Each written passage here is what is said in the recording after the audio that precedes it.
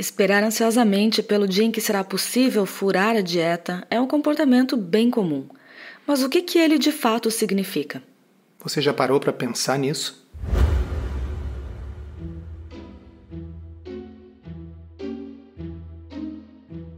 Comida sem filtro. Saúde, low carb, estilo de vida, evidências científicas e, claro, nossas opiniões. Toda semana um episódio novo e gratuito para você. Comigo, Dr. Souto. E comigo, Sari Fontana.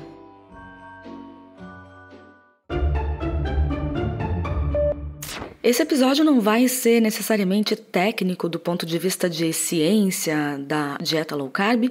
A gente vai aproveitar para falar um pouco a nossa opinião, aquilo que a gente pensa a respeito desse termo dia do lixo e do que ele significa para a maioria das pessoas. O episódio foi inspirado numa postagem que você fez no Instagram, Sari, que eu achei muito interessante e que me fez parar para pensar.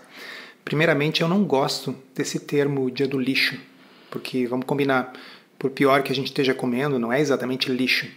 Então, eu acho que a gente não deveria utilizar essa expressão.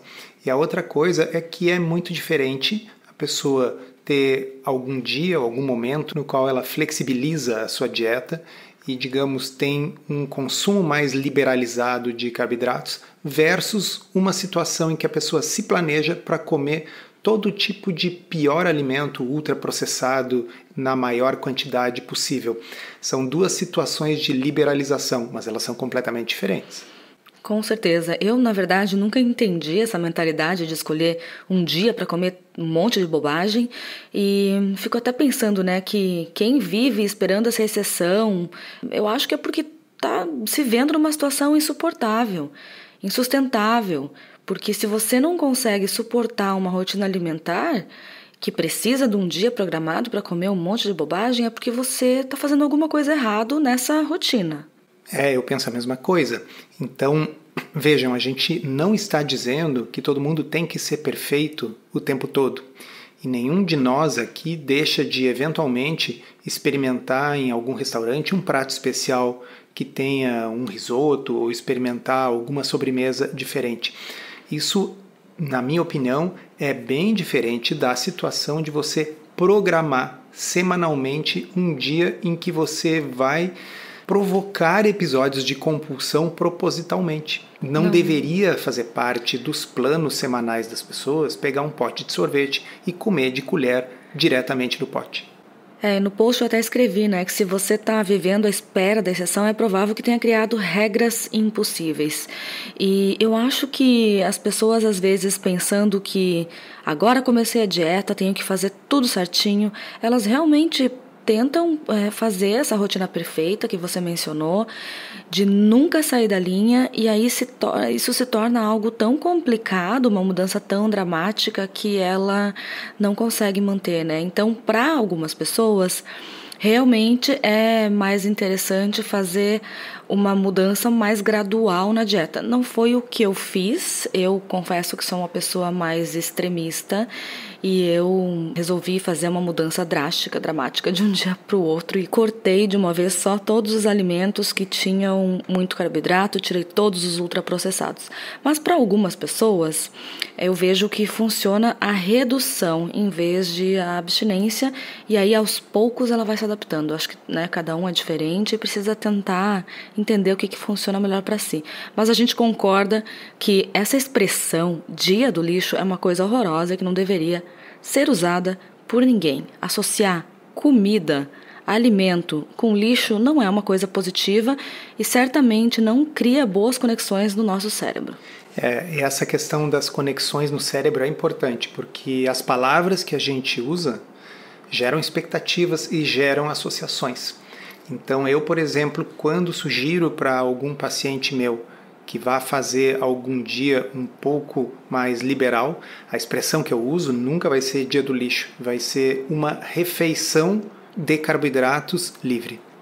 Então, uma refeição de carboidratos livre pode ser uma refeição na qual você vai comer arroz com feijão, na qual você vai comer mandioca e na qual você vai se permitir comer uma sobremesa, eventualmente até com açúcar, comer um pedacinho de pudim, por exemplo, né? Isso é muito diferente de um dia do lixo. E o pior, Sara, é o seguinte, na minha experiência, quando as pessoas se programam para o tal dia do lixo, como é um episódio compulsivo programado, o que acaba se gerando são dias de compulsão. Então, o dia do lixo, que era para ser na sexta-feira, se torna sexta-feira o dia inteiro, sábado o dia inteiro, e nossa, agora que eu já fiz sexta e sábado, sabe o que é mais? Segunda eu recomeço. E isso aí é um grande problema, porque se a gente pensasse só em 2 dias por semana, sábado e domingo, isso já corresponde a cerca de 30% de todo o ano. 30% do ano é final de semana, pessoal. Agora imagina se a pessoa começa quinta de noite, sexta o dia inteiro, sábado o dia inteiro, domingo o dia inteiro. É impossível compensar isso nos demais dias. Fora que isso não é saudável nem do ponto de vista, obviamente, alimentar e físico, mas nem do ponto de vista psíquico, né? Com certeza não é saudável. Imagina a pessoa que está vivendo esperando essa exceção, né, que chama de dia do lixo. Ela provavelmente criou regras impossíveis, e eu gostaria de voltar nesse ponto, porque eu vejo muita gente que começa a fazer dieta, e eu já fui uma dessas pessoas que tentei fazer dieta de diversas formas erradas, passando fome muitas vezes. Aquilo me deixava muito nervosa, muito ansiosa, irritada. Às vezes perdia o sono pensando no que eu ia comer no outro dia. Então, eu acho que quando a gente faz boas escolhas na nossa rotina alimentar, essa ansiedade diminui também e a gente consegue raciocinar melhor para até mesmo fazer escolhas conscientes, escolhas melhores no dia em que talvez a gente se permita comer coisas fora do plano, que não tem problema nenhum sair da regra, flexibilizar, ter um dia de alimentos permitidos, desde que a gente saiba o que está fazendo e por quê. Eu particularmente sugiro para os meus pacientes que ao invés de ser um dia, seja uma refeição.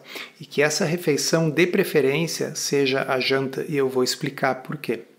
O que acontece? Normalmente, quando a gente faz uma refeição na qual a gente inclui alimentos gatilho, aqueles que tendem a disparar a nossa compulsão alimentar, isso gera novos episódios. Então, se a refeição que você vai incluir carboidratos livres, se você disser que vai fazer um dia disso e começar a sua manhã comendo croissant com doce de leite, muito difícil que você não passe o dia inteiro abusando. E você vai consumir 4.000 calorias a mais naquele dia, isso vai ser um problema, e isso vai gerar uma compulsão que possivelmente se estenda para os próximos dias. Agora, se você faz isso na janta, há um limite temporal. Você não vai ficar a madrugada inteira acordado comendo, pelo menos não devia, você vai dormir. Dica de quem está acostumado a lidar com pessoas que têm dificuldade de emagrecer, que ouvem muitas histórias dessas no consultório, né? Exatamente. Então, não apenas eu não coaduno com a ideia de dia do lixo, mas eu acho que não deveria nem ser um dia inteiro, deveria ser uma refeição mais livre.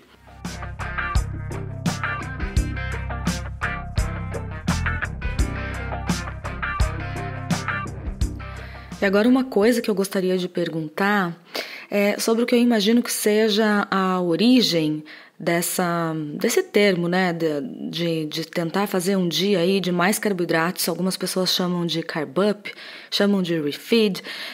Tem a ver com resetar a leptina com uma dose semanal de mais carboidratos? Isso faz sentido do ponto de vista metabólico? Isso estimula alguma coisa no metabolismo? Então, eu sempre costumo dizer que a bioplausibilidade, ou seja, algo que faz sentido, pavimenta o caminho para o inferno. Porque tem muita coisa que faz sentido, mas que depois a gente descobre que não é verdade. Então, em ciência, aquilo que faz sentido serve para levantar hipóteses que vão então ser colocadas à prova em experimentos e ensaios clínicos randomizados. Muito bem, dito isso, alguns autores propuseram isso, e não é uma coisa recente, já faz algumas décadas. Eu acho que o primeiro autor que propôs essa ideia foi o Dr. Di Pasquale, no seu livro A Dieta Metabólica. Ele era um livro destinado para fisiculturistas. Ele não era um livro destinado para pessoas obesas que estão precisando emagrecer, muito menos para diabéticos. Ele era um livro para atletas. Então já começa por aí, né? Esse negócio de pessoas comuns que não fazem exercício de uma forma programada, que não competem, elas não devem imitar estratégias de atletas ou de pessoas que têm um nível de esforço físico muito maior. É correto. E qual era a ideia do Di Pasquale? A ideia era o seguinte: os atletas de fisiculturismo, eles frequentemente, durante o período em que eles estão na fase de hipertrofia, eles estão treinando muito, comendo muita proteína e comendo bastante carboidrato como um aporte calórico, porque eles precisam estar, digamos, em uma situação de superávit calórico para ter o crescimento. Mas com isso ocorre não apenas ganho muscular, mas ganho de gordura, o que obriga eles depois a fazer uma dieta hipocalórica muito severa para ter o emagrecimento, para que a musculatura fique definida e apareça bem. Então o Di Pasquale propunha que as pessoas fizessem uma dieta low carb, se não me engano, com menos de 30 gramas de carboidrato por dia durante a semana, estes atletas, e que eles fizessem um refeed, uma recarga de carboidratos no final de semana, e que com isso eles pudessem ter o efeito anabólico da insulina. Se isso é verdade, Sari, se isso realmente faz sentido, se isso é melhor do que as outras estratégias, a gente não sabe, porque isso era uma ideia da cabeça dele, isso nunca foi testado no ensaio clínico. E um outro autor que talvez alguns que estejam nos ouvindo se lembrem, de anos atrás, era o John Keefer. O Keefer, ele tinha um livro eletrônico, um e-book, que ficou muito famoso uns anos atrás, que era o Carb Night. Então, o Carb Night, ele seguia mais ou menos essa mesma ideia, porém ele tinha sofisticado um pouco o conceito. Era aquilo que você falou antes. Ele dizia que, à medida que a gente vai emagrecendo, a gente vai tendo uma redução dos níveis de leptina. Isso é verdade. Explica para o pessoal o que é leptina, nem todo mundo sabe. Leptina é um hormônio produzido pelas células de gordura, e a função da leptina é informar o cérebro sobre quanta gordura a gente ainda tem no corpo. Em outras palavras, a leptina dedura para o cérebro que você emagreceu, para que o cérebro faça você parar de emagrecer. A leptina faz você ficar com mais fome, a leptina baixa faz você ficar com mais fome e ficar com o metabolismo mais lento para que você não consiga emagrecer. Pois bem, acontece que quando você come uma quantidade grande de comida, incluindo carboidratos, há um aumento agudo da leptina, sugerindo para o seu cérebro: olha, a pessoa saiu da situação de restrição, ela estava no deserto e agora ela encontrou o oásis. Então pode diminuir o apetite, pode afrouxar um pouco esse controle sobre o metabolismo, porque a pessoa já não está mais numa situação de restrição severa. E aí o Keefer pensava o seguinte: se uma noite por semana a pessoa consumisse grande quantidade de carboidratos, teria aquele pico de insulina, que por sua vez daria essa restauração dos níveis de leptina, de modo que a pessoa voltaria a perder peso na semana seguinte. Isso é verdade? Não sei. Nunca foi testado num ensaio clínico randomizado e, anedoticamente, eu já vi alguns casos em consultório que tiveram algum sucesso com essa estratégia e outros não. E você, na sua experiência, longa experiência de low carb, aí muitos e muitos anos, já fez muitos testes que eu sei. Você já tentou fazer alguma coisa parecida? Acho que é legal contar para as pessoas essa experiência. Já testei, sim, eu já testei várias dessas estratégias. Então, o que acontecia?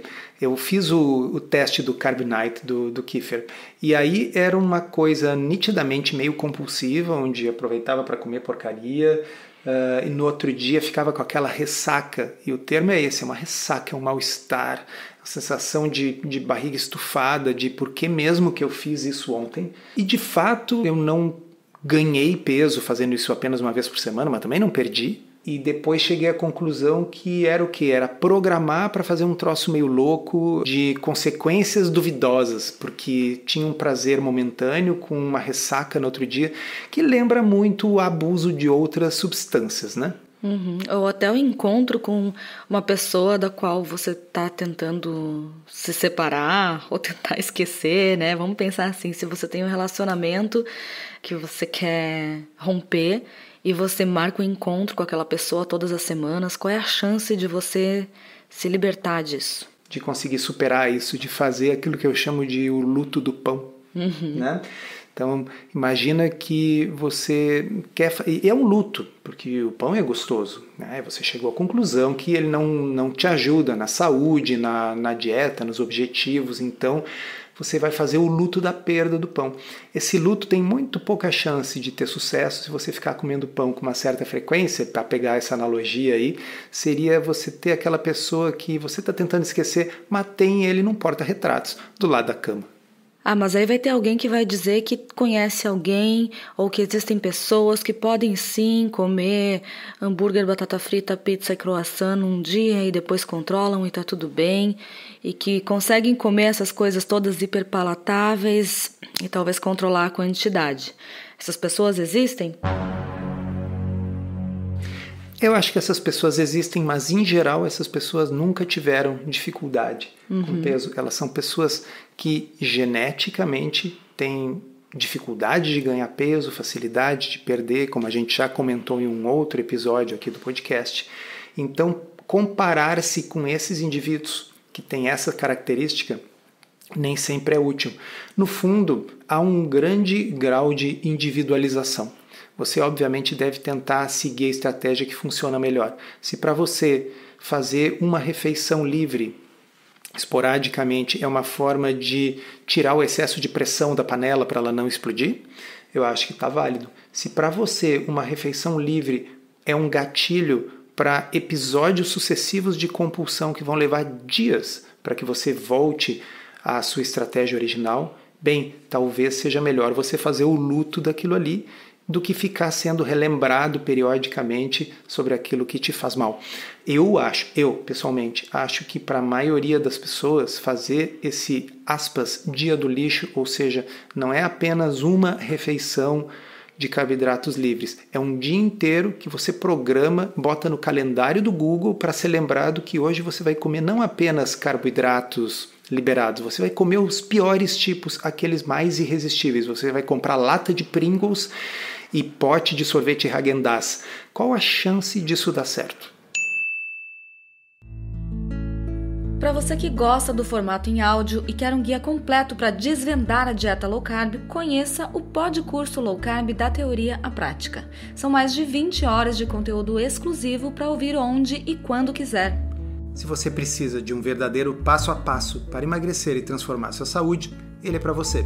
Chega de dúvidas e frustração. Agora é hora de ver resultados. Vem com a gente aprender tudo sobre low carb da teoria à prática.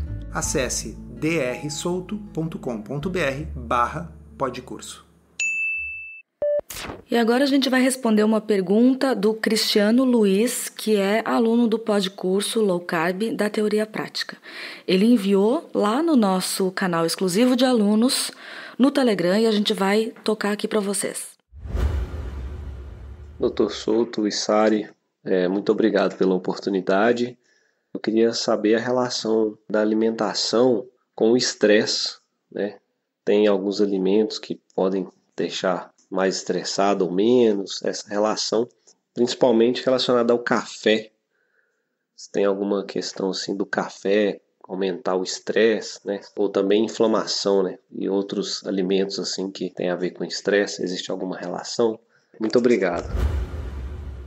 Muito bem, Cristiano. Interessante a sua pergunta.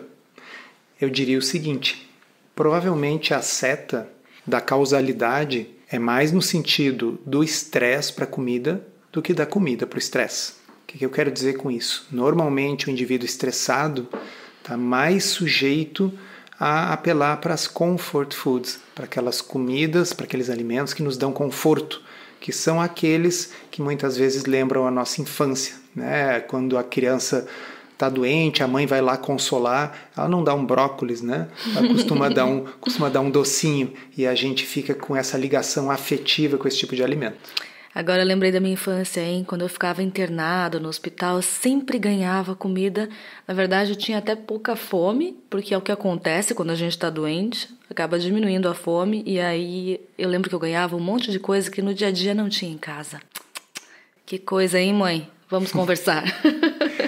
Mas eu imagino também que a pergunta dele tem a ver com a questão do café ser um estimulante. Então, provavelmente é verdade que indivíduos predispostos a transtorno de ansiedade possam precipitar episódios de maior ansiedade pelo consumo excessivo de cafeína ou de qualquer outro estimulante. Mas eu não diria que, digamos, o consumo de café vai ser causa de ansiedade. Talvez precipite episódios ansiosos em quem já está ansioso por algum motivo ou por ser portador de um transtorno de ansiedade.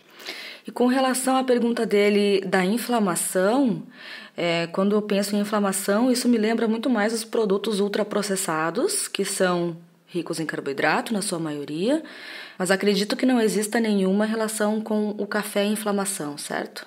Eu desconheço qualquer relação com café e inflamação, aliás, pelo contrário. A maior parte dos estudos observacionais e epidemiológicos associam o consumo diário de café com bons desfechos, redução do risco de uma série de doenças. Não que necessariamente o café esteja causando isso, porque lembrem-se sempre, estudos observacionais não podem estabelecer causa e efeito, mas é muito pouco provável que algo, como no caso o café, que está associado a bons desfechos, seja no mundo real uma causa de coisas ruins. Dito isso, o café é uma bebida que é consumida há milhares de anos. O café é uma fonte rica de nutrientes, de micronutrientes e de antioxidantes. Inclusive, tem um dado curioso que eu li uma vez, na dieta dos norte-americanos, a maior fonte de antioxidantes de toda a dieta é o café. Nossa, significa que eles estão consumindo muito poucos vegetais e frutas e outras coisas, não? Provavelmente. Então, claro, eu tenho aqui que declarar um conflito de interesses. Eu gosto de café, a gente toma café também o tempo todo, né? Mas, enfim, eu não penso que ele seja associado com desfechos ruins. Não conheço nada na literatura que sugira que possa ser inflamatório. E acho que se ele desencadeia um pouco de ansiedade, é talvez pelo consumo excessivo de cafeína em pessoas que já são predispostas a transtorno de ansiedade. Encerramos assim esse episódio do Comida Sem Filtro, que foi idealizado, roteirizado e produzido por nós. Se você gostou, divulgue para os seus amigos e inscreva-se na sua plataforma preferida para não perder nenhum episódio. As informações contidas neste podcast são apenas para fins informativos e podem não ser apropriadas ou aplicáveis às suas circunstâncias individuais. Este podcast não fornece aconselhamento médico ou profissional e não substitui a consulta com um médico ou nutricionista. Não use este podcast para diagnóstico ou tratamento médico. Qualquer sugestão é apenas uma recomendação geral, que não é específica para qualquer pessoa ou doença em particular.